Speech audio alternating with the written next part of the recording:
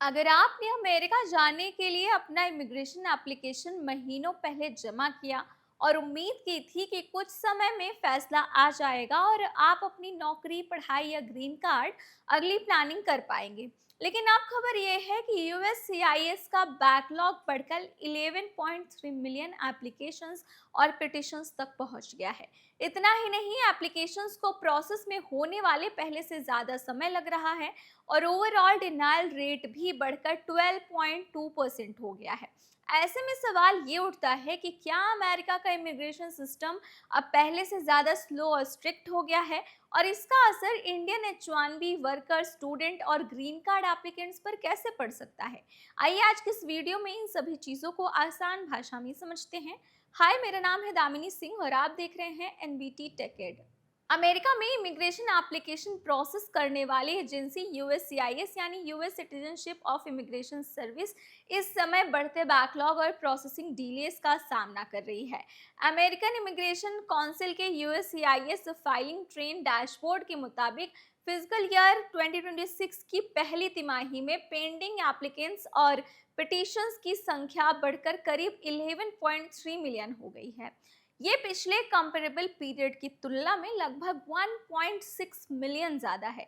यानी एप्लीकेंट की फाइलें बढ़ती संख्या में पेंडिंग है और सिस्टम उन्हें पहले की रफ्तार से क्लियर नहीं कर पा रहा। लेकिन रुकिए, सिर्फ बैकलॉग बढ़ना ही चिंता की बात नहीं है। रिपोर्ट के मुताबिक यूएससीआईएस की ओवरऑल डिनायल रेट भी बढ़कर 12.2% हो गई है। इसका मतलब ये नहीं है कि हर एप्लीकेंट का एप्लीकेशन रिजेक्ट होने वाला है, लेकिन इतना जरूर दिखाता है कि कई इमिग्रेशन कैटेगरीज में अप्रूवल पाना पहले की तुलना में काफी ज्यादा चैलेंजिंग हो गया है। कुछ एम्प्लॉयमेंट बेस्ड कैटेगरीज में डिनायल रेट्स में खास तौर पर तेज बढ़ोतरी देखी गई है। अब सवाल ये उठता है कि आखिर प्रोसेसिंग इतनी ज्यादा स्लो क्यों हो रही है।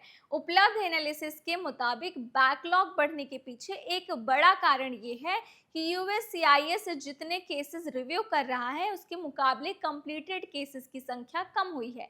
यानी समस्या सिर्फ एप्लीकेशन की संख्या बढ़ने की नहीं है, बल्कि केसेस को फाइनलाइज करने की स्पीड कम हुई है। इसी वजह से एवरेज बैकलॉग क्लियरेंस टाइम भी काफी ज्यादा बढ़ गया है और रिपोर्ट में इसे करीब 18.6 मंथ तक पहुंचाने की बात की गई है। अब इसका असर इंडियन एप्लीकेंट्स पर कैसे पड़ सकता है। अमेरिका में बड़ी संख्या में Indian H1B visa, employment based green card, work permit और दूसरे इमिग्रेशन बेनिफिट्स के लिए यूएससीआईएस पर निर्भर रहते हैं। अगर प्रोसेस स्लो होता है तो इसका असर केवल ग्रीन कार्ड एप्लीकेंट्स पर ही नहीं पड़ेगा, बल्कि उन लोगों पर भी पड़ेगा जो एम्प्लॉयमेंट ऑथराइजेशन डॉक्यूमेंट यानी ईएडी या दूसरे इमिग्रेशन डॉक्यूमेंट्स का इंतजार कर रहे हैं। रिपोर्ट के अनुसार वर्क परमिट बैकलॉग में करीब 38% की बढ़ोतरी हुई है। अब यहाँ एक और बहुत ज़रूरी बात समझ लीजिए कि बैकलॉग और डिनायल एक चीज़ नहीं है।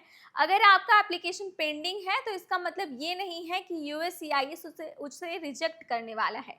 कई एप्लीकेशन सिर्फ प्रोसेसिंग क्यू में होने की वजह से लंबित रहती हैं।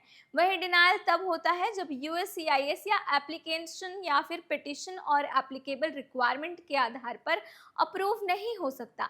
इसलिए अगर आपके केस में डिले हो रहा है तो तुरंत ये मान लेना कि आपका केस कमजोर या फिर रिजेक्ट होने वाला है, ये बिल्कुल भी सही नहीं होगा। लेकिन बढ़ती डिनायल रेट से एक इम्पॉर्टेंट लेसन जरूर मिलता है। इमिग्रेशन पेपर वर्क में छोटी सी भी गलती को हल्के में ना लें। अगर आप H1B, ग्रीन कार्ड, ईएडी या फिर किसी दूसरे यूएससीआईएस बेनिफिट के लिए एप्लीकेशन कर रहे हैं तो form, supporting documents, employment record और एलिजिबिलिटी रिक्वायरमेंट्स को केयरफुली चेक करना बेहद ज़रूरी है। अगर यूएससीआईएस की तरफ से कोई रिक्वेस्ट ऑफ एविडेंस या एडिशनल इन्फॉर्मेशन मांगी जाती है तो उसे उस समय पर रिस्पॉन्ड करना भी उतना ही इम्पॉर्टेंट है।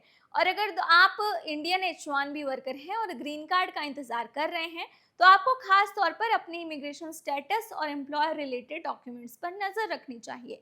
वहीं अगर स्टूडेंट वीज़ा पर हैं और आगे ओपीटी या वर्क ऑथराइजेशन के लिए एप्लीकेशन देने वाले हैं तो करंट यूएससीआईएस रिक्वायरमेंट और प्रोसेसिंग अपडेट को ज़रूर चेक कर लें और हमेशा खुद को अपडेटेड रखें और ऑफिशियल वेबसाइट का ही भरोसा करें।